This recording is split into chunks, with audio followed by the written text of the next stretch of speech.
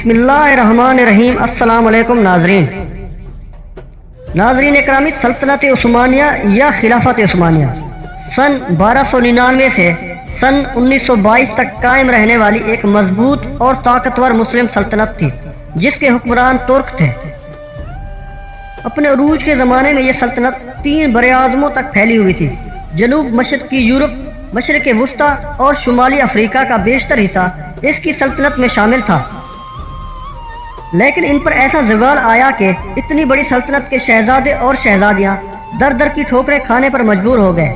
یہ سب کیسے ہوا اور آج کل عثمانیہ خاندان کے چشم و چراغ کہاں ہیں، یہ سب کچھ ہم آپ کو اس ویڈیو میں بتائیں گے، لہذا اس ویڈیو کو شروع سے لے کر آخر تک ضرور دیکھیے گا۔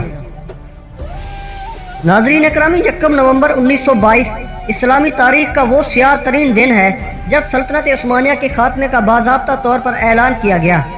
سلطنت عثمانیہ کے آخری بادشاہ سلطان محمد ششم کی حکومت کو ختم کر دیا گیا اور مصطفیٰ کمال پاشا کی حکومت شروع ہو گئی، اور سلطان محمد ششم کو ناپسندیدہ شخصیت ڈکلیئر کر کے ملک بدر کر دیا گیا، جو 17 نومبر کو بذریعہ بحری جہاز مالٹا روانہ ہو گئے۔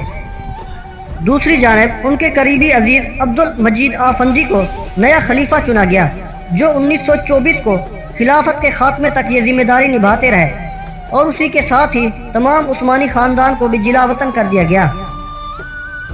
دوستو، اندازہ کریں کہ ایک ایسا خاندان جس نے تقریباً 800 سال سے زائد عرصے تک تقریباً آدھی دنیا پر راج کیا ہو، اسی خاندان کے لیے رہنے کے لیے کوئی جگہ نہ مل رہی ہو۔ جلا وطن ہونے والے عثمانی خاندان کی تعداد اس وقت تقریباً 150 تھی، جن میں سلطان کے ساتھ بہت سے شہزادے، شہزادیاں، ان کے چھوٹے بچے، ازدواج وغیرہ شامل تھی۔ کچھ غلام بھی ان کے ساتھ تھے۔ ان سب کو یک طرفہ پاسپورٹ دیا گیا، تو ان سب نے پہلے مصر جانا چاہا، جو کسی زمانے میں ان کی سلطنت میں شامل تھا، لیکن نہ ہی انگریز حکومت اور نہ ہی مصر کے بادشاہ شاہ فواد نے ان کو اپنے ملک میں داخلے کی اجازت دی۔ اس طرح کچھ افراد لبنان چلے گئے، جو اس وقت فرانس کے قبضے میں تھا۔ یہ وقت عثمانیہ خاندان کے لیے بہت مشکل تھا، کیونکہ اس دور میں انہوں نے غربت اور ذلت کا منہ دیکھا، کیونکہ ان کو اپنے محلات سے کچھ لے جانے کی اجازت نہ ملی۔ عثمانی سلطنت کے خاتمے کے بعد خاندان کا سربراہ اس کو چنا گیا جو تمام آل عثمان میں عمر کے لحاظ سے سب سے بڑا ہو۔ یہ ترتیب ایسے ہی چلتی رہی۔ اسی طرح اگر ہم موجودہ دور کی بات کریں تو اب ترکی میں بھی عثمانی خاندان کے بہت سے افراد سکونت پذیر ہیں۔ سلطان عبدالحمید دوم کے پوتے عبدالحمید کائی خان ترکی میں عثمانیہ خاندان کی نمائندگی کرتے ہیں۔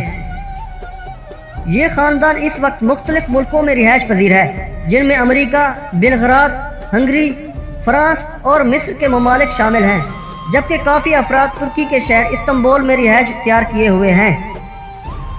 آج کل عثمانیہ خاندان کے سربراہ با یزید عثمان ہیں، جو اپنے خاندان کے ساتھ امریکہ کے شہر نیو یارک میں مقیم ہیں۔ سن 1954 میں عثمانیہ خاندان کی خواتین کو ترکی میں رہنے کی اجازت مل چکی تھی، جبکہ 1974 میں مردوں کو ترکی میں رہنے کی اجازت ملی، لیکن زیادہ تر شہزادوں نے باہر رہنا ہی پسند کیا۔ محترم دوستو، دوسرے معاشروں کی طرح مسلمانوں کی تاریخ بھی تخت و تاج کی خاطر جنگوں اور نسل در نسل دشمنیوں سے بھری پڑی ہے۔ سازشوں سے بچنے کے لیے خلافت عثمانیہ میں یہ طریقہ اختیار کیا گیا تھا کہ سلطان کے باقی تمام بھائیوں کو قتل کر دیا جائے تاکہ باقی شہزادے بغاوت نہ کر سکیں۔ سلطان محمد اول کے والد سلطان محمد فہیم کی تخت نشینی سن 1595 میں ہوئی، لیکن اس دن کو تاریخ میں جس وجہ سے یاد رکھا جاتا ہے وہ شاہی محل میں نئے سلطان کی آمد سے زیادہ محل سے 19 شہزادوں کے جنازوں کا نکلنا تھا۔ یہ جنازے سلطان کے بھائیوں کے تھے، جنہیں سلطنت میں سلطان محمد کے بیٹھتے ہی باری باری گلا گھونٹ کر قتل کر دیا گیا۔ یہ جنازے جب استنبول شہر کی گلیوں سے گزرے تو لوگوں کے دل ہل کر رہ گئے تھے۔ اس حوالے سے مورخ لکھتا ہے کہ سلطان محمد فہیم کے جنازے کے ایک دن بعد 19 شہزادوں کے جنازے میں اس سے زیادہ دگنے لوگوں نے شرکت کی اور سلطنت میں ہر آنکھ اشکبار تھی۔ درجنوں شہزادوں اور شہزادیوں کی ان ہلاکتوں کی قابل ذکر بات یہ ہے کہ ان کا مارا جانا کسی بغاوت کا نتیجہ نہیں تھا، بلکہ ان میں سے کچھ تو غلطی کرنے کے قابل بھی نہیں تھے۔ جس قانون اور روایت کے تحت ان شہزادوں اور شہزادیوں کو قتل کیا گیا، اس کی بنیاد تقریباً 100 سال قبل 15ویں صدی میں سلطان احمد دوئم کے دور میں رکھی گئی تھی، جنہوں نے سن 1481 میں اپنی موت سے چند برس قبل یہ ہدایت دی تھی جس کے تحت نیا سلطان اپنے بھائیوں کو ہلاک کر سکتا ہے۔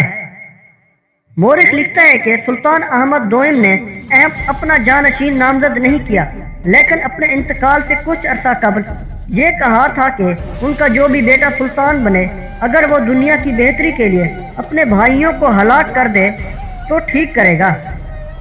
دوستو، یہ تھی ہماری آج کی ویڈیو اچھی لگی تو کمنٹ کر کے ہمیں ضرور بتائیے گا۔